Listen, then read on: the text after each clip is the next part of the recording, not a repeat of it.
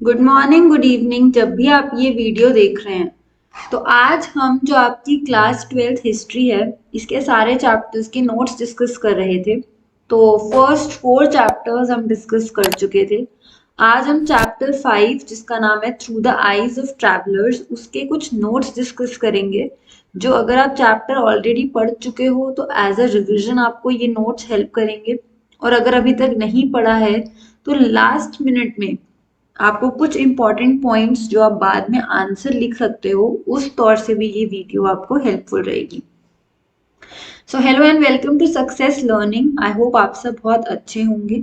अगर आप चैनल से फर्स्ट टाइम जुड़ रहे हैं तो चैनल को सब्सक्राइब कीजिएगा और उसके साइड में जो ये बेल आइकन है इसको क्लिक करना मत भूलिएगा ताकि आप हमेशा अपडेटेड रहें।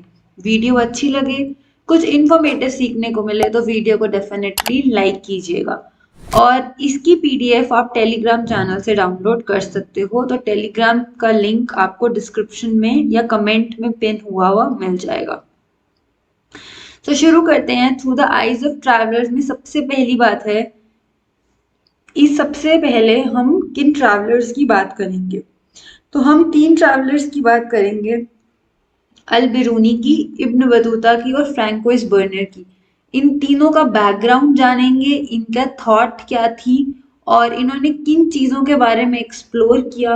ये किन बातों को इंडिया से कंपेयर करते हुए इन्होंने कहा कि इंडिया अच्छा है, कब इन्होंने कहा कि नहीं इनकी अपनी जगह जिसको ये जानते थे वो बेहतर थी। तो वो सारा कुछ हम इस नोट्स के थ्रू भी समझ लेंगे। और ऐसा नहीं है कि ये सिर्फ 3 ही ट्रैवलर्स आए थे, but many travellers travel to India, लेकिन हम मेनली इस चैप्टर में इन तीनों की बात करेंगे। अब आप जब एक जगह से दूसरी जगह ट्रैवल करते हो, चाहे आप लैंड के थ्रू कर रहे हो या वाटर के थ्रू कर रहे हो, आज के डेट में तो एयरप्लेन्स है हमारे पास, लेकिन तब तो नहीं थे। तब आपको बाय फुट ट्रैवल करना पड़ता था या फिर कारवांस में लोग ट्रैवल करते थे। तो उस टाइम में ट्रैवलिंग में क्या प्रॉब्लम्स फेस की जाती थी, जैसा कि मैंने बताया कि प्लेन्स नहीं होते थे, ट्रेन्स भी नहीं होती थी। हम इतनी दूर की बात कर रहे हैं तो बहुत लंबा सफर, वक्त लंबा लगता था, फैसिलिटीज नहीं थी। फियर होता था कि लुटेरे उनको लूट लेंगे, क्योंकि एक जगह से दूसरी जगह आप जा रहे हो तो आप अपने पास पैसे भी रखोगे, खाने का सामान भी रखोगे। तो डर लगता था कि लुटेरे लूट लेंगे, और लूट लिया भी करते थे कितनी बार। नेचुरल डिजास्टर्स, उस चीज का भी ध्यान देना पड़ता था। डिसीजेस, आप एक जगह से दूसरी जगह जा रहे हो तो आपको मेडिकल फैसिलिटी नहीं मिल पाएगी। वैसे तो इतनी मेडिकल फैसिलिटीज तब अवेलेबल नहीं होती थी, पर फिर भी किसी नई जगह पे जाओ, क्लाइमेट चेंज है तो हम बीमार हो जाते हैं, तो डिसीजेस।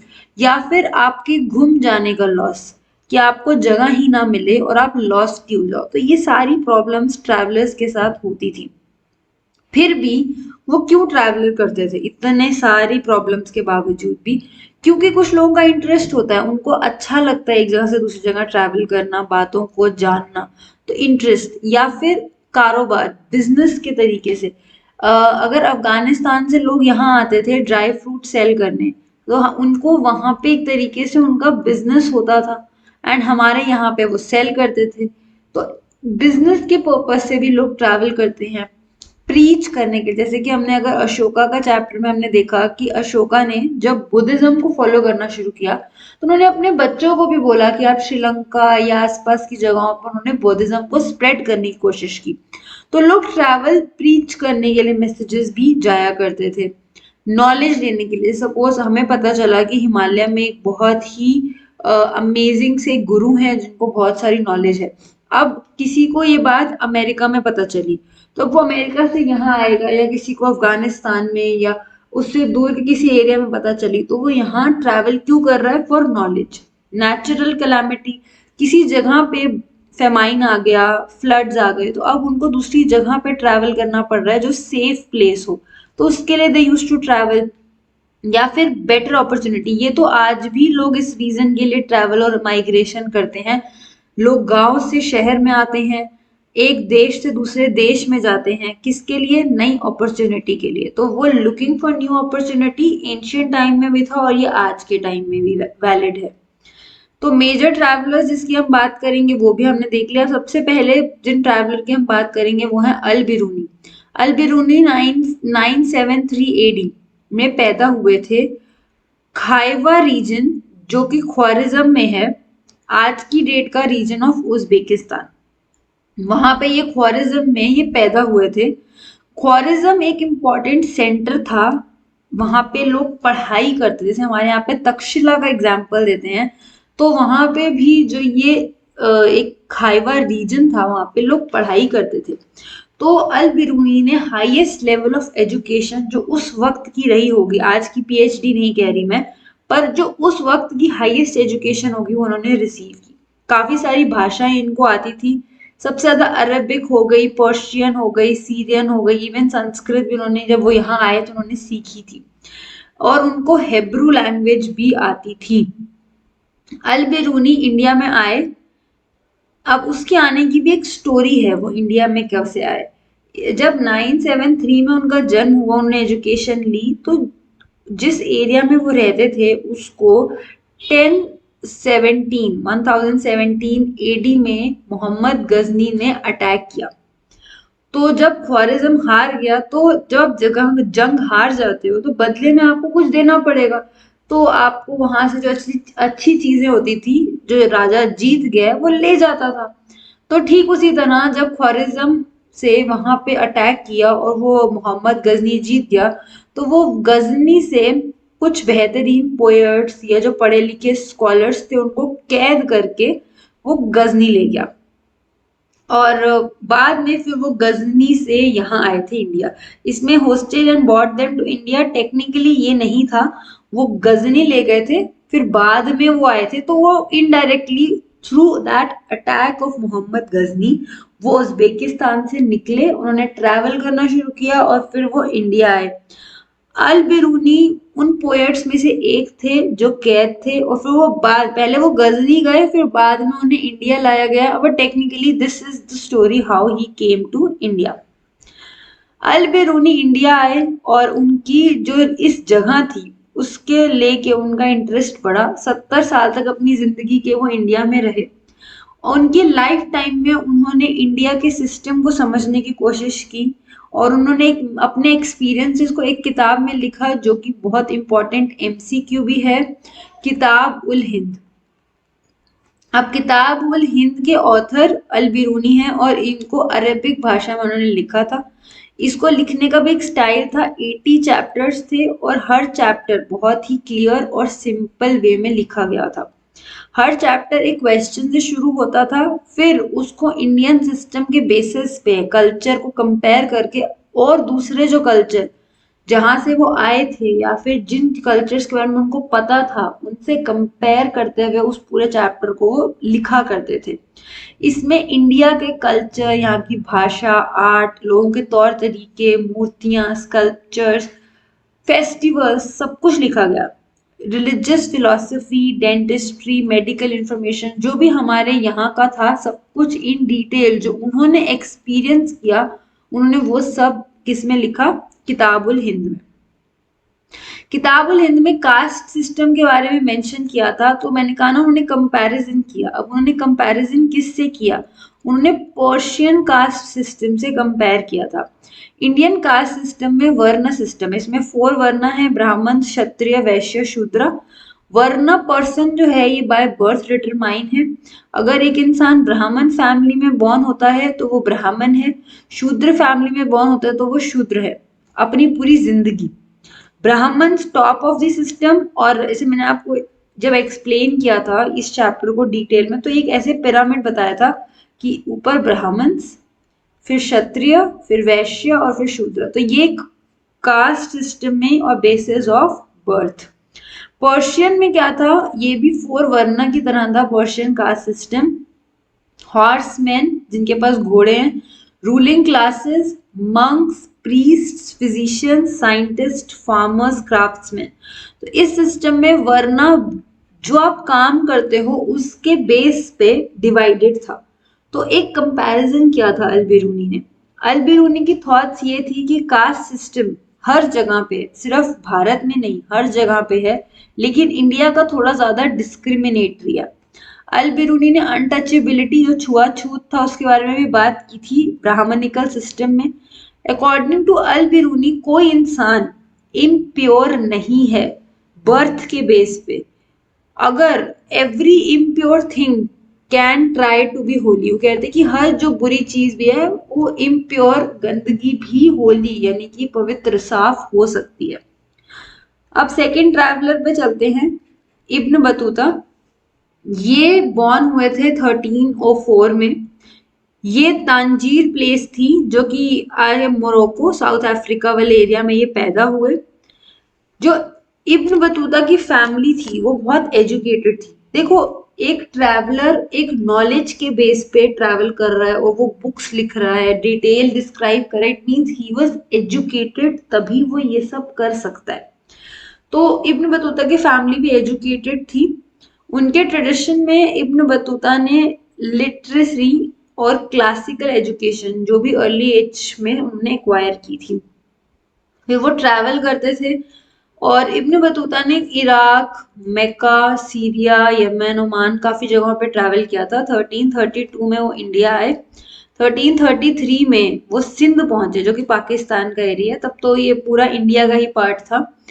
और उसके बाद वहां से होते हुए सिंध से वो दिल्ली तक आए और यहाँ पे सुल्तान दिल्ली सल्तनत, सुल्तान ऑफ दिल्ली मोहम्मद बिन तुगलक थे। मोहम्मद बिन तुगलक उनकी बातों से बहुत इम्प्रेस हो गए कि वो बहुत ज्यादा नॉलेजेबल थे और उनको काजी बनाया गया। काजी एक तरीके से एक पोजीशन होती है थी जिसमें वो जज की तरह एक्ट करते थे। As per the Holi book जो उनकी कुरान है उसके बेस पे वो जस्टिस देते थे। तो वो एक जज की तरह उनको काजी बनाया गया। लेकिन बाद में मोहम्मद बिन तुगलक और इब्न बतूता में कुछ मिसअंडरस्टैंडिंग्स हुई और उनको कैद कर लिया गया, प्रिजन कर लिया गया। पर बाद में जब वो क्लियर हुआ तो उनको फिर छोड़ दिया गया था। लेकिन उनका इंटरेस्ट था ट्रैवल करने में, तो सुल्तान ने फिर उनको चाइना, मंगोल रूलर जो थे उनके पास अपना अम्बेसडर बना के भेजा और अपने सारे एक्सपीरियंसेस को इन्होंने एक बुक रिहाला में लिखा 1345 में। जब वो वापस घर अपना रिटर्न किया उन्होंने, तब लिखी। इस बुक को इब्न बतूता ने लिखा, ये भी अरेबिक लैंग्वेज में लिखी गई थी। इसमें उन्होंने इंडिया की सिटी, एग्रीकल्चर, एग्रीकल्चर में उन्होंने कोकोनट और पेज कुछ चीजों के बारे में उनको बहुत इंटरेस्टिंग लगे। जैसे उन्होंने पान के बारे में मेंशन किया था, कोकोनट के बारे में मेंशन किया, स्लेवरी, पोस्टल सिस्टम की कैसे एक जगह से दूसरी जगह इतनी जल्दी मैसेजेस सेंड कर दिए जाते हैं, ये सब के बारे में उन्होंने मेंशन किया था। इब्न बतूता ने इंडियन सिटीज में देखा कि यहाँ पॉपुलेशन बहुत ज्यादा है और यहाँ पे अपॉर्चुनिटी, अवसर बहुत ज्यादा है। लोग सिटीज में रहते हैं, सिटी बहुत प्रॉस्परस है, आपको मंदिर मस्जिद सब कुछ दिखेंगे, हर तरीके के लोग रहते हैं। यहाँ पे खेती भी होती है, इंडियन एग्रीकल्चर है। और the brothers wrote that fertile soil in India, agriculture एक साल में दो या फिर दो से ज्यादा क्रॉप्स भी ग्रो की जाती थी। फसल बहुत ज्यादा थी। अगर हम वेस्टर्न रीजन के कंपैरिजन में करें तो यहाँ पे बहुत ज्यादा पैदावार थी क्योंकि हमारे यहाँ का टेम्परेचर, क्लाइमेट बहुत अच्छा है खेती के पर्पज से। क्लॉथ की भी उन्होंने बात की कि हाई डिमांड, सिल्क, जरी, ये फैब्रिक्स बहुत हाई डिमांड में थे। मसलिन क्लॉथ तो इतना एक्सपेंसिव था कि सिर्फ अमीर लोग ही उसको पहन सकते थे। क्लोथिंग जो कि चीप फाइबर से बनती थी, थोड़ी सस्ती होती थी, वही एक आम इंसान पहन पाता था। पोस्टल सर्विस इब्न बतूता के अनुसार डेवलप्ड और बहुत यूनिक था। लगभग एक आम इंसान को 50 दिन लगेंगे अगर वो सिंध से दिल्ली ट्रैवल करे। कितने दिन लग रहे हैं? एक नॉर्मल इंसान को 50 डेज लग रहे हैं। लेकिन पोस्टल सिस्टम, अगर कोई खबरी को, कोई जासूस को खबर भेजनी होती थी तो वो सिर्फ 5 दिन में भेज देता था। तो कितना अमेजिंग सिस्टम था। दो तरीके के पोस्टल सिस्टम उस वक्त वर्क करते थे। हॉर्स पोस्टल सिस्टम होता था और एक होता था जो बाय फुट होता था, जो चल के जाते थे। जो हॉर्स पोस्टल होता था वो हर 4 माइल के बाद, 4 माइल्स के बाद एक दूसरा हॉर्स राइडर खड़ा होता था, वो उसको मैसेज फॉरवर्ड करता था और फिर ऐसे एक एक दूसरे दूसरे को फॉरवर्ड करके वो मैसेज रीच होता था। जो फुट मेल सिस्टम होता था उसमें मैसेंजर जो इंसान होता था वो रन करता था अपने हाथ में, हैंड एंड स्टिक। जैसे रिले रेस होती है ना कि वो हाथ में होता है, फिर वो दूसरे को देते हैं, फिर वो भागता है, तो इस तरीके से रिले मैसेजेस होते थे और हर 3 माइल पे एक दूसरा इंसान खड़ा होता था। और इस तरीके से मैसेजेस को कंटिन्यूली स्प्रेड करते थे, क्योंकि ये बहुत जासूस वाली इंपॉर्टेंट इंफॉर्मेशन होती थी, तो वक्त के साथ पहुंच जाए इसके लिए। कमिंग टू इंडिया, उन्होंने कोकोनट देखा, जो कि उनको बहुत ही मतलब अमेजिंग सी चीज लगी, पाम ट्री जैसा लगा, बट वो बहुत सरप्राइज हुए। और उन्होंने कोकोनट को इंसान के खोपड़ा यानी कि सर से कंपेयर किया, और उन्होंने लिखा कि कोकोनट एक फ्रूट है जो कि इंसान के सर के जैसा है, अपर पार्ट जैसे स्कल है हमारी, बहुत हार्ड है, लेकिन उसके अंदर बहुत सॉफ्ट ह्यूमन ब्रेन है। ठीक उसी तरह कोकोनट का जो शेल होता है वो बहुत हार्ड होता है, बट अंदर बहुत सॉफ्ट होता है। उन्होंने कोकोनट को काफी सारी अलग वे, जैसे रोप, पानी है जो उसके अंदर जिसको हम ड्रिंक करते हैं कोकोनट वाटर, या फिर जो उसका सॉफ्ट पार्ट जो उसकी गिरी होती है उसको फ्रूट की तरह खा सकते हैं। और जो कोकोनट के बाहर का हिस्सा होता है उससे रस्सी भी बनाई जाती है। तो अलग अलग उन्होंने उसके पार्ट्स के बारे में बहुत अच्छे से उन्होंने एक्सप्लेन किया था। तेज नहीं, ये पान है। पान के पत्ते के बारे में भी उन्होंने लिखा था कि easy as betel vine, Ibn Battuta ने लिखा था कि there is no fruit on it, it is grown only for the leaves. जो वो पान का पेड़ है उसको सिर्फ पत्ते के लिए उगाया जाता है। एंड बिफोर ईटिंग इट, जो ये पत्ते हैं ये broken into small pieces, then this betel nut and leaves, इसको च्यू किया जाता है पान की तरह, उसको खाया जाता है, और फिर जब पूरा खा के उसको स्पिट कर देते हैं। तो उस पूरे मेथड को उन्होंने एक्सप्लेन किया था। स्लेवरी, गुलामी के बारे में लिखा था उन्होंने कि स्लेव्स बेचे जाते थे मार्केट में। स्लेव्स एक ऑर्डिनरी गुड्स की तरह, जैसे आपको यहाँ पे फर्नीचर की दुकानें दिखती हैं, सब्जियों की दुकानें दिखते हैं, ठीक उसी तरह आपको स्लेव्स की दुकानें भी दिखती थी, मार्केट्स में सेल होते थे। पीपल हर क्लास के जो भी है वो अगर स्लेव लेना चाहे तो वो खरीद सकते थे। ये डोमेस्टिक घर के कामों के लिए यूज करते थे। जो मेल स्लेव्स होते, देखो स्लेव फीमेल भी है, स्लेव फीमेल भी है और स्लेव मेल भी है, लेकिन इनकी ड्यूटीज डिफरेंट है। जो मेल स्लेव है वो पालकी वगैरह उठाएंगे, फीमेल स्लेव्स घर के काम करेंगी। मेल स्लेव्स की कॉस्ट कम होती थी, फीमेल स्लेव्स की ज्यादा होती थी। महिला स्लेव्स जो होती थी वो म्यूजिक में प्रोफिशिएंट होती थी, तो वो गाना गा सकती थी, डांस कर सकती थी, आर्ट बना सकती थी। तो इस कारण से इनकी वैल्यू ज्यादा होती थी। Two were also sent to, जो ये स्लेव्स होती थी किंग्स के पास भी भेजे जाते थे। एक किंग दूसरे किंग के या फिर किसी और के घर भेजता था, जासूसी करने के लिए भी स्लेव्स को भेजा जाता था एक जासूस के तौर से। इब्न बतूता ने 3 एक्सपीरियंसेस दिए हैं स्लेव्स का रिलेशन दिखाने के लिए। पहला था मोहम्मद बिन तुगलक, जो कि बहुत खुश हुए इब्न बतूता के आने पे, and being pleased with a preacher named Nasiruddin, उन्होंने उसको 1 लाख कॉइन और 200 स्लेव्स दिए। जब इब्न बतूता सिंध आए तो सुल्तान ने उनको घोड़े, कैमल और स्लेव्स दिए। इब्न बतूता ने भी रेजिन, किशमिश और स्लेव्स गिफ्ट के तौर से गवर्नर ऑफ मुल्तान जो थे उनको दिए थे। तो ये 3 रिलेशन स्लेव के हमें मेंशन दिखते हैं। आगे बढ़ते हैं। अब थर्ड जो हम बात करने वाले हैं वो है फ्रैंकोइस बर्नियर। ये फ्रांस में बॉर्न हुए थे 1920 एडी में। He was a philosopher, physician, historian, politician. ये इंडिया आए थे अपॉर्चुनिटी के बेस पे, यहाँ रहे कुछ साल, और ये फिजिशियन दारा शिकोह जो कि सबसे बड़े बेटे थे शाहजहां के, औरंगजेब के भाई थे, उनके फिजिशियन के तौर से इन्होंने यहाँ पे काम किया। ये इंडिया में 1956 से 1968 लगभग 12 साल रहे। इस पीरियड में उन्होंने ट्रैवल किया मुगल एम्पायर में और बुक लिखी।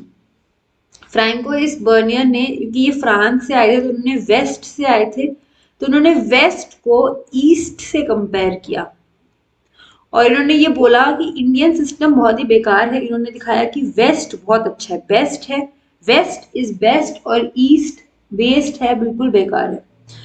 फ्रैंकोइस बर्नियर ने बोला कि प्राइवेट लैंड ओनरशिप नहीं है, सारा का सारा जो लैंड है वो किंग का है। तो एक ऑर्डिनरी इंसान का कोई लैंड नहीं है। लैंड में कल्टीवेशन होती है, किसान खेती करता है और उसको टैक्स पे करना पड़ता है राजा को। फार्मर्स कुड वर्क लैंड पे, पर वो अपनी नेक्स्ट जनरेशन को, जैसे एक आदमी, एक फादर है, वो अपने सन को ये जमीन नहीं दे सकता, इसीलिए किसान कुछ ज्यादा जमीन पे इन्वेस्ट नहीं करते और प्रोडक्शन को बहुत सीरियसली नहीं लेते। एग्रीकल्चर खराब होती जा रही है, फार्मर्स एक्सप्लॉइट किए जा रहे हैं। तो इन्होंने ये लिखा कि लैंड ओनरशिप है और हर चीज बहुत ही बेकार है।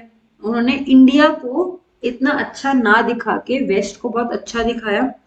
फ्रैंकोइस बर्नियर ने बोला कि यहाँ इंडियन सोसाइटी में या तो बहुत ही गरीब लोग हैं, वेरी पुअर, या फिर कुछ वेरी रिच है।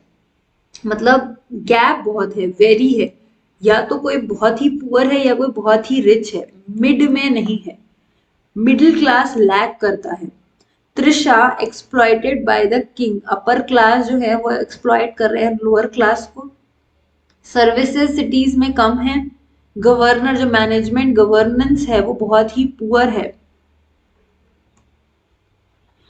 इन्होंने सती प्रथा के बारे में भी लिखा था और इन्होंने सती प्रथा को बहुत क्रिटिसाइज किया था, जो कि ऑब्वियसली कस्टम होता था, इसमें वुमेन को बर्न किया जाता था जिंदा। अगर उसके हस्बैंड की डेथ हो गई है तो उसकी डेड बॉडी के साथ ही उस विडो को भी बर्न करते थे। उसने इसको बहुत इनह्यूमन और फुल ऑफ एट्रोसिटीज, इसके बहुत अगेंस्ट बोला। उन्होंने एक एक्सपीरियंस दिया कैसे एक 12 साल की लड़की को व्हाइट साड़ी पहना के उसको जबरदस्ती ड्रैग कर रहे थे 4 ब्राह्मण्स और वुमेन भी, कि टाई करके कि उसके हस्बैंड की डेथ हो गई तो she also needs to get burn, तो उसे फोर्स कर रहे थे। तो और इन्होंने अपनी जो ये पूरी बुक्स थी, ये इन्होंने फ्रेंच किंग थे, आई थिंक लुइस द 14 थे, मुझे अभी एग्जैक्टली याद नहीं, आप एक बार ये बुक में चेक कर लीजिएगा। उनको इन्होंने डेडिकेट की थी, तो उन्होंने उनकी ही वाह वाह वाह वाह लिखी थी कि वेस्ट तो बहुत ही अच्छा है और ईस्ट तो बहुत ही बेकार है। मतलब यहाँ पे कुछ भी नहीं है और वो बहुत अच्छा है। तो ऐसे करके पूरा चैप्टर था जिसके कुछ नोट्स थे। इनके आप नोट्स अगर लेने हो तो टेलीग्राम से ले लीजिएगा। कोई भी डाउट हो तो आप मुझसे कमेंट बॉक्स में पूछ सकते हैं। वीडियो अच्छी लगी है, अगर नोट्स से कुछ गाइडेंस मिली है तो वीडियो को डेफिनेटली लाइक कीजिएगा। अगर चैनल से फर्स्ट टाइम जुड़ रहे हैं तो चैनल को डेफिनेटली सब्सक्राइब कीजिएगा और बेल आइकन को क्लिक करना मत भूलिएगा। मिलती हूँ मैं अगली वीडियो में, तब तक के लिए keep learning and keep growing.